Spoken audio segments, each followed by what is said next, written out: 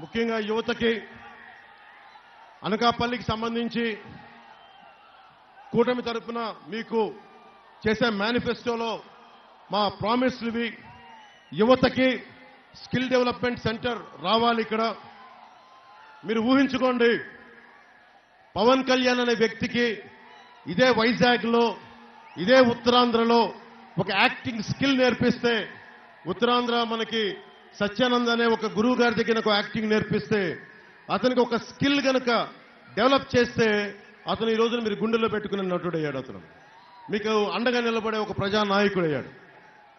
మనం ఏ రోజున కూడా స్కిల్ డెవలప్మెంట్ గురించి ఆలోచించట్లా. ఇక్కడున్న యువత మీరు ఏ కులం, ఎక్కడి నుంచి వచ్చారు, ఎంత వయసు ఉందని ఆలోచిస్తున్నారు. కానీ ఇక్కడున్న యువతలో ఎవరికి ఏ ప్రతిభ ఉంది, ఏ సమర్థత ఉంది, వీరికి ఎలాంటి ఉపాధి అవకాశాలు కావాలి, వీరికి ఎలాంటి ఇంట్రెస్ట్లు ఉన్నాయి, వీళ్ళకి ఎవరన్నా వచ్చి మనకి సర్వే చేయాల్సింది.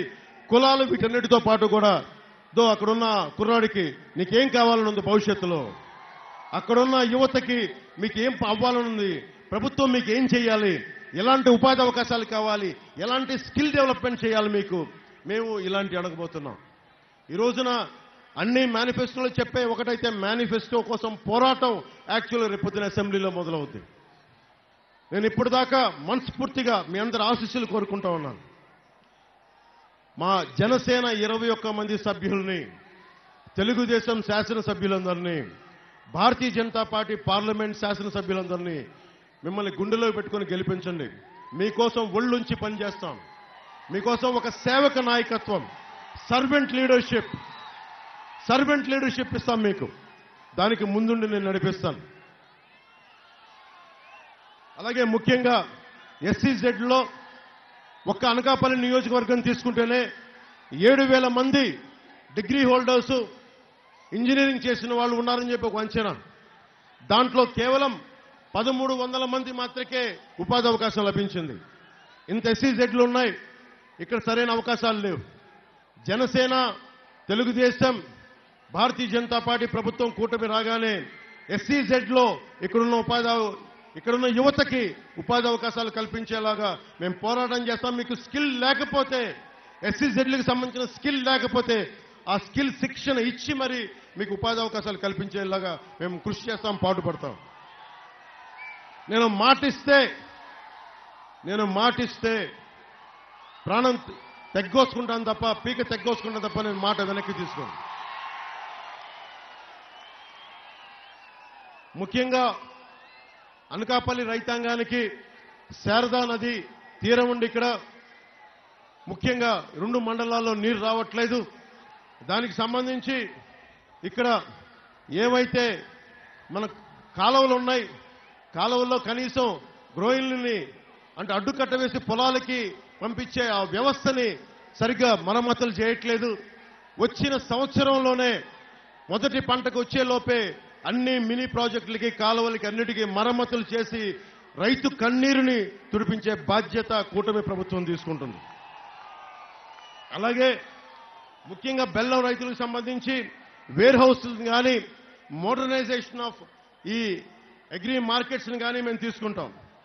అలాగే మన అనకాపల్లి బెల్లానికి ఈ రోజున ఒకప్పుడు తిరుమలకి వెళ్ళేది, తిరుపతి ప్రసాదాలకు వాడేవాళ్ళం. వైసీపీ ప్రభుత్వం రాగానే ఈ రోజున తిరుపతి కూడా పంపించడం మానేశారు. అక్కడ శ్రీవాణి ట్రస్ట్ మహిమ, లేదంటే వైసీపీ ప్రభుత్వం తాలూకు కాంట్రాక్ట్లో వీళ్ళకి సరైన లంచాలు ఇవ్వట్లేదనో ఈ రోజున మన అనకాపల్లి బెల్లాన్ని తిరుమల స్వామివారికి దూరం చేశారు. జనసేన ప్రభుత్వం, తెలుగుదేశం, భారతీయ జనతా పార్టీ ప్రభుత్వం కూటమి రాగానే మన అనకాపల్లి బెల్లాన్ని తిరిగి స్వామివారికి ప్రసాదానికి ఇచ్చేలా చర్యలు తీసుకుంటాం. అనకాపల్లి బెల్లానికి గ్లోబల్ ట్యాగ్ తీసుకొచ్చేలా కృషి చేస్తాం. ముఖ్యంగా ఈ కోడిగుడ్డు మంత్రి సహకార విద్యుత్ సంస్థల్ని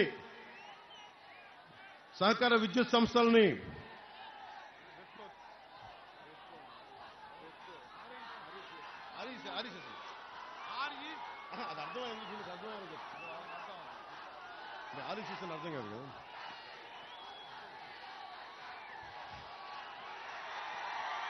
మనకి రూరల్ విద్యుత్ సంస్థల్ని, కోఆపరేటివ్ విద్యుత్ సంస్థల్ని, మెయిన్ గ్రిడ్ ఏపీఈపీ డీసీఎల్కి అనుసంధానం చేసేసి ఈ రోజున మెర్జ్ చేశారు.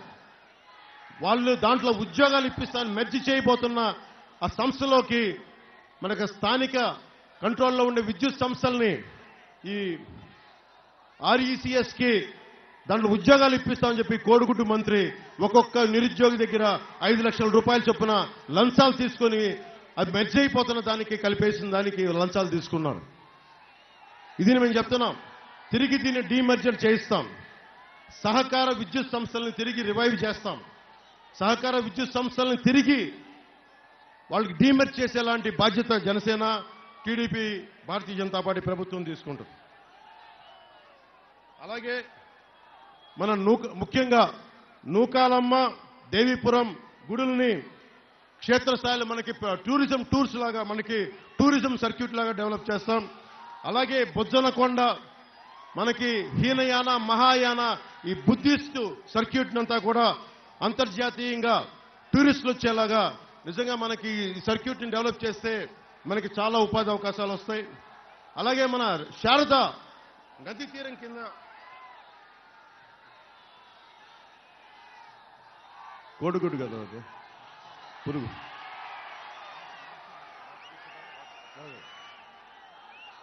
ఇంత ఇదే విదేశాల్లో ఇలాంటి శారదా నది కానీ ఉండుంటే ఒక గొప్ప క్షేత్రస్థాయి ఒక టూరిజం స్పాట్ అయిపోయేది. టూరిజం వల్ల ఎంత ఉపాధి అవకాశాలు ఉంటాయో, ఎంతమంది ఇన్ఫార్మల్ సెక్టార్స్, తోపుడు బండ్ల దగ్గర నుంచి ఇంతమంది యువతకు ఉపాధి అవకాశాలు కానీ, హోటల్స్ కానీ, చిన్నపాటి సెంటర్స్ కానీ, మార్కెట్స్ కానీ ఎన్ని పెట్టుకోవచ్చు.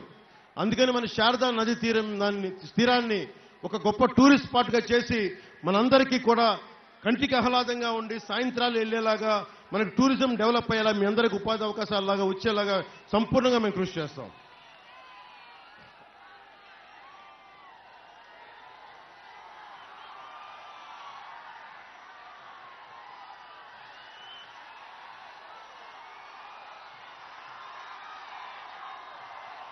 ఇందాక వస్తూ ఉంటాయి చాలా మంది ఉద్యోగులు కాంట్రిబ్యూటరీ పెన్షన్ స్కీమ్ నుంచి అడుగుతా ఉన్నారు. మా సిపిఎస్ స్కీమ్ని మీరు ఏం చేయబోతున్నారు మీ కూటమి ప్రభుత్వం అని అడిగితే, నేను ఒక ఉద్యోగి కొడుకుని, జగన్ గారి తాతలాగా నాకు మా తాతకి మైనింగులు లేవు. మా తాత ఒక పోస్ట్ మాస్టర్. జగన్ గారి నాన్నలాగా మా నాన్న ముఖ్యమంత్రి కాదు, మా నాన్న ఎమ్మెల్యే కాదు. మేము చిన్నపాటి ఒక ఆంధ్రప్రదేశ్ ప్రభుత్వ ఉద్యోగి కొడుకుని. నేను ముఖ్యంగా ఉద్యోగులకు చెప్తా ఉన్నాను, నేను ఒక ఉద్యోగి కొడుకుని, సగటు దిగువ మధ్యతరగతి నుంచి వచ్చిన వాడిని. పెన్షన్ ఎంత అవసరమో కీలకమో నాకు తెలుసు. మా నాన్న మా దగ్గర డబ్బులు తీసుకోవడానికి కూడా ఇబ్బంది పడేవాడు. ఆయన పెన్షన్ డబ్బులతోటి మాకేదైనా కొనిచ్చేవాడు పుట్టినరోజులు తప్ప ఆయన ఎప్పుడు తీసుకునేవాడు కాదు. పెన్షన్ అనేది ఒక పెద్ద కొడుకు లాంటిది.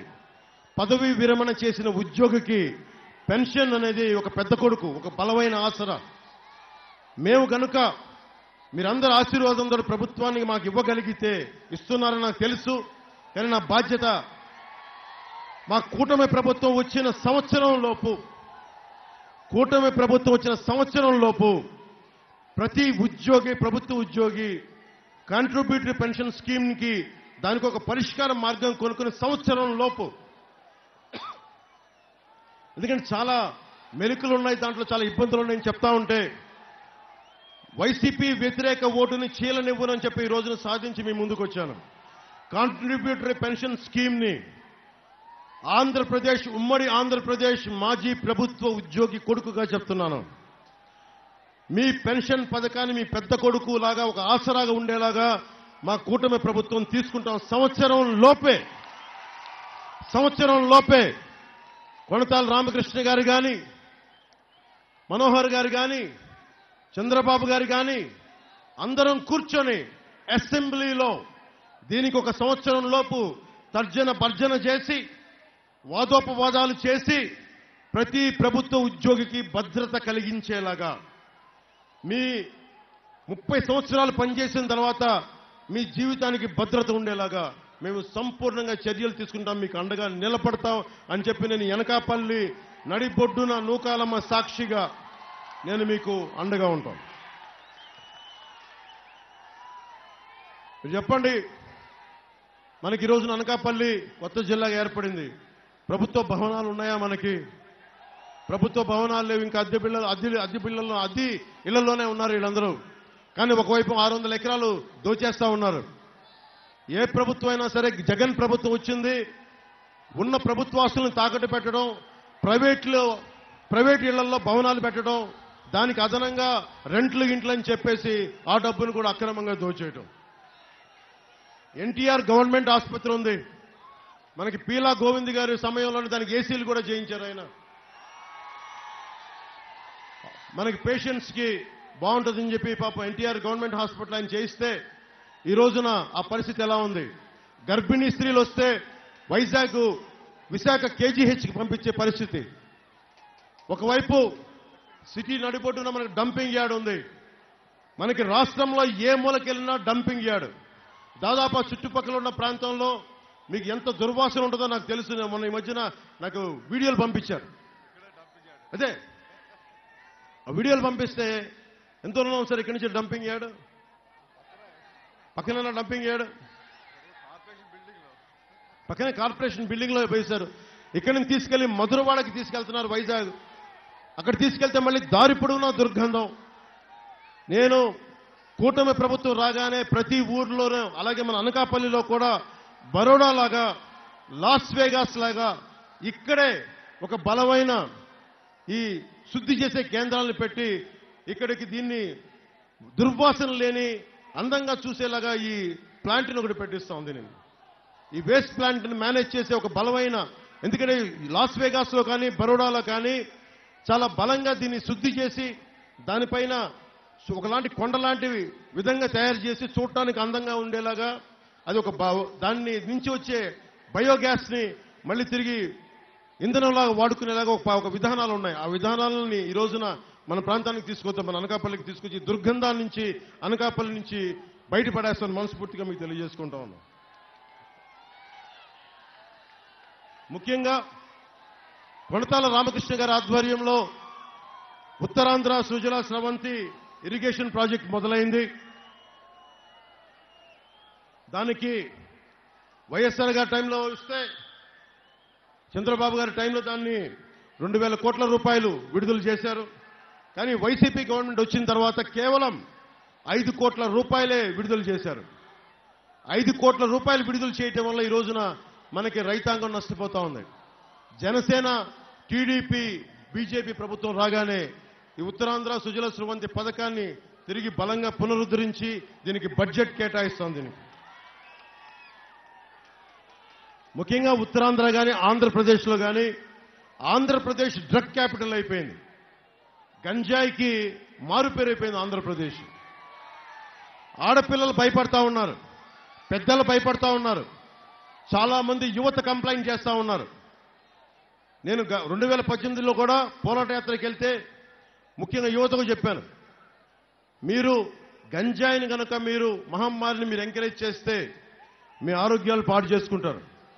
ముఖ్యంగా ఇలాంటి వ్యవస్థ కట్టుదిట్టం చేయాలి అంటే చాలా బలమైన లా అండ్ ఆర్డర్ ఉండాలి. మన కూటమి ప్రభుత్వం రాగానే మేము బాధ్యత తీసుకుంటాం, గంజాయి మహమ్మారిని మేము అరికడతాం. ఈ రోజున మన వైజాగ్ పోర్టులోనే దాదాపు 25,000 కోట్ల రూపాయలు, 25,000 కోట్ల రూపాయల హెరాయిన్, గంజాయి ఆంధ్రప్రదేశ్ వైజాగ్ దిగుమతి అయిందంటే దీనికి వైసీపీ ప్రభుత్వం అనుమతి లేకుండా, పోలీసుల్లో ఉన్న కొంతమంది సపోర్ట్ లేకుండా ఈ రోజున జరుగుద్దని మీరు ఆలోచిస్తున్నారా? మీకు భవిష్యత్తులో క్రిమినల్ గవర్నమెంట్ వద్దు, మీ భవిష్యత్తుకి మంచిది కాదు. అందుకని మేము కూటమిగా ఏర్పడి ఈ రోజున మీ అందరి సహకారంతో వైసీపీని రోడ్డు మీద ఈడ్చి ఈడ్చి ఈడ్చి ఆంధ్రప్రదేశ్ అవతల సరిహద్దుల్లోకి పడేస్తాం.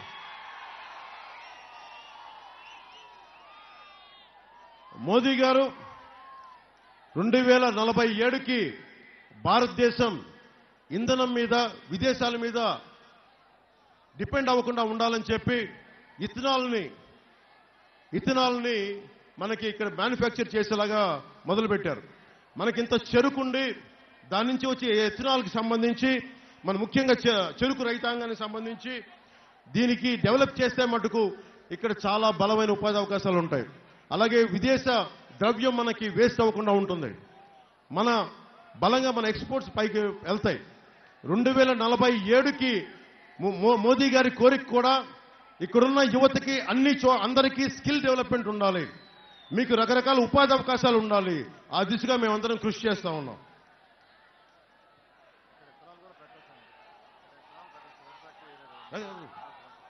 మనకి షుగర్ ఫ్యాక్టరీలు ఉన్నాయి కాబట్టి తుమ్మపాలను ఎలా రివైవ్ చేస్తామంటే దానికి అనుసంధానంగా ఒక ఇథనాల్ ఫ్యాక్టరీస్ కూడా దానికి పెట్టి, ఎందుకంటే ఇంత బలమైన చెరుకు పంట ఉన్న ప్రాంతం ఇది ఉత్తరాంధ్ర మొత్తం. సో ఇథనాల్ని ఇక్కడి నుంచి ఎక్స్పోర్ట్ చేసేలాగా, ఇక్కడి నుంచి తయారు చేసేలాగా ఆ బాధ్యత మనం తీసుకుందాం.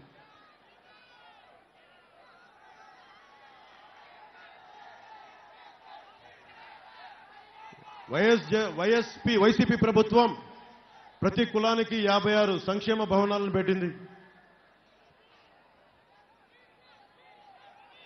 తెలుగుదేశం ప్రభుత్వం కాపుల కోసం ఒక సామాజిక భవనాన్ని స్థలం కేటాయించింది, నిధులు మంజూరు చేసింది. ఒక కులానికి సంబంధించి తెలుగుదేశం ప్రభుత్వం వారి సామాజిక భవనానికి స్థలం కేటాయిస్తే వైసీపీ వచ్చి ఏం చేసిందంటే వాళ్ళ కార్యాలయం నిర్మించుకుంది. ఒకసారి మీరు ఆలోచించండి.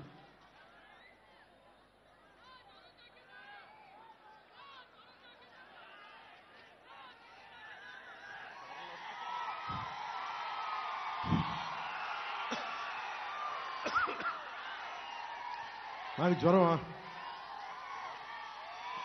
అంటే మీరు ఇంత ప్రేమ ఇచ్చినప్పుడు నా జ్వరం పారిపోతుంది.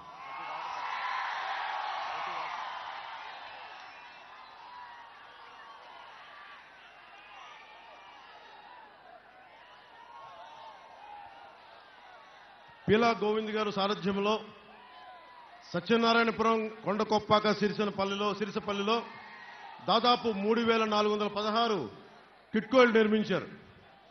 వాటిని 1200 ఇళ్లని వైసీపీ రాజకీయ ప్రయోజనాల కోసం విశాఖ వారికి కేటాయించారు.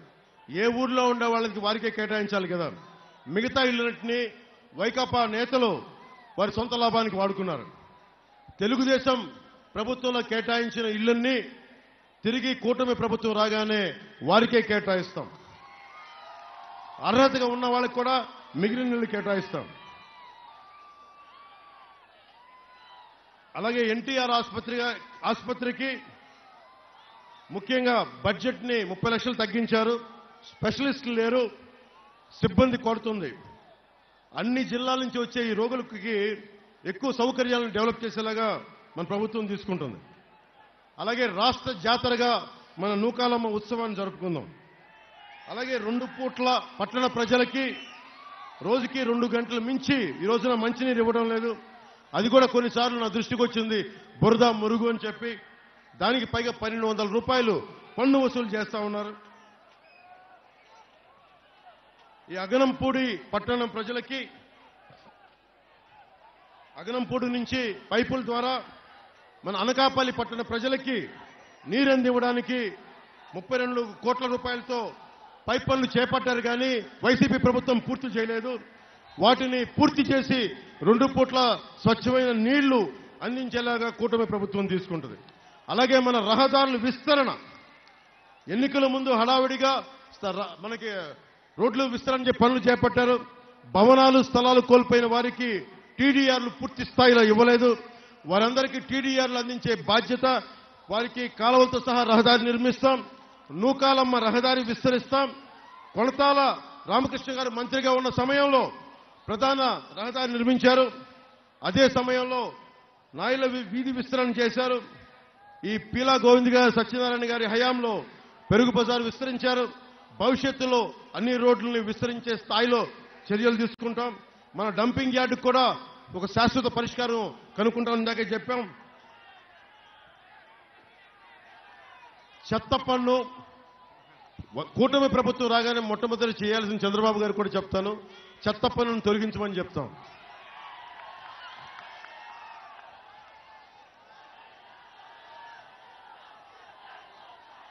కసింకోటలో పంట పొలాలకు వెళ్లేందుకు శారదా నదిపై నిర్మిస్తున్న మన వంతెన ఆగిపోయింది, మధ్యలో ఆగిపోయింది.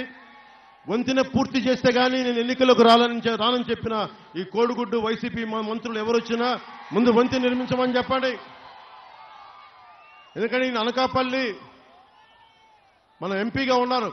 రేపొద్దున కేంద్రం నిధులు మనకు అండగా ఉంటే రేపొద్దున మన అనకాపల్లి నియోజకవర్గంలో ఎలాంటి వంతెనలు కావాలన్నా కేంద్ర సహకారం కొన్ని ప్రత్యేకంగా అవసరం. అందుకని వారిని గెలిపిస్తే మటుకు మన వంతెనలకి చాలా త్వరగా మనం సాధించుకునే అవకాశం లభిస్తుంది. అలాగే రాగానే యువత కోసం పరిశ్రమలు ఏర్పాటు చేస్తాం. పేదలు సాగు చేసుకుంటున్న భూముల్ని ల్యాండ్ పూలింగ్ మీద సేకరించారు. వారికి చాలా మంది తిరిగి భూములు ఇవ్వలేదు. దాంతోపాటు వారు సాగు చేస్తున్న జీడి పంటలను తొలగించారు. దీంతో ఆదాయం పోయింది. ఆ జీడి పంట రైతులకి, భూములు కోల్పోయిన రైతాంగానికి కూటమి ప్రభుత్వం మనస్ఫూర్తిగా మీకు అండగా ఉంటుందని తెలియజేసుకుంటా ఉన్నాం.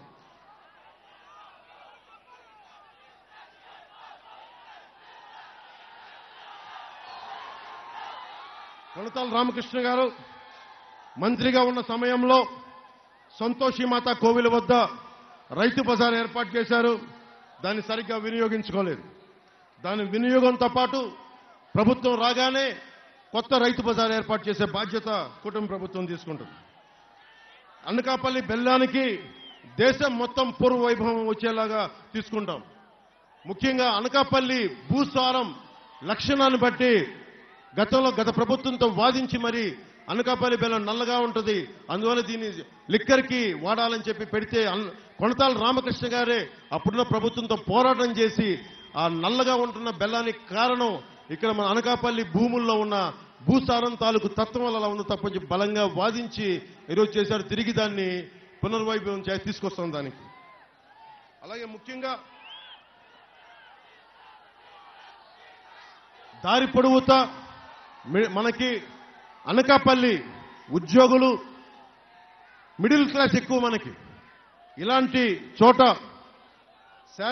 శారదా నది ఒడ్డున ఉన్న అన్నమయ్య ఉద్యానవనంతో పాటు పరమేశ్వరి, గాంధీనగరం, రఘురాం కాలనీల్లో ఉద్యానవనాలు, పార్కులు అభివృద్ధి చేస్తాం.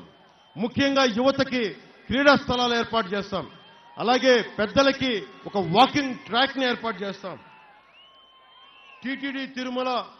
టీటీడీ ఆధ్వర్యంలో, తిరుమల తిరుపతి దేవస్థానం ఆధ్వర్యంలో కళ్యాణ మండపం ఏర్పాటు చేస్తాం. పెన్షన్లు, రేషన్ కార్డుల్ని తిరిగి రకరకాల కారణాలతో రద్దు చేశారు, వాటిని పునరుద్ధరిస్తాం. అర్హత ఉన్న వాళ్ళందరికీ వాళ్ళు తీసేశారు, తిరిగి వాళ్ళ అర్హతలను చూసి అందరికీ పునరుద్ధరిస్తాం. చిన్న సన్నకారు రైతులకు చెందిన చెడ్లోపల్లి ఖండంలోని 2 లేఅవుట్లు పూర్తి చేసి రైతులకు ఇవ్వాల్సిన ప్లాట్లు అప్పగిస్తాం. ప్రభుత్వ కార్యాలయాలను ఏర్పాటు చేస్తాం. ఈ రోజున అద్దెళ్లలో కాదు, జీవీఎంసీ, ఆర్ఎండ్బి, కోర్ట్, సబ్ రిజిస్ట్రార్, వ్యవసాయ శాఖ, జలవనరుల శాఖ వంటి అన్నిటికీ కూడా ప్రభుత్వ శాఖలకి సొంత కార్యాలయాలు కూటమి ప్రభుత్వం రాగానే ఏర్పాటు చేస్తాం.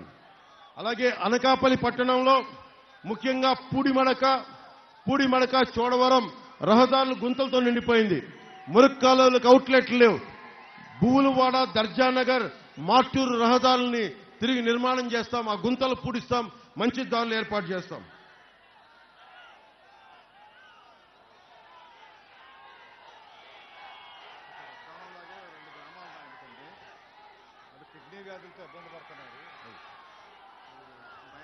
ఈ రోజున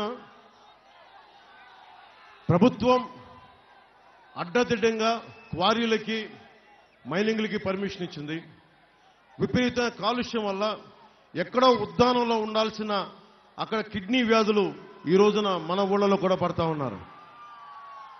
అలాంటి అక్రమ మైనింగ్లన్నీ, క్వారీలన్నీ ప్రజలకు ఇబ్బంది లేకుండా మొత్తం దాన్ని సరైన చర్యలు తీసుకొని మైనింగ్ శాఖ ఆధ్వర్యంలో అక్రమ మైనింగ్లన్నీ ఆఫ్ చేయించే బాధ్యత మా కూటమి ప్రభుత్వం తీసుకుంటుంది.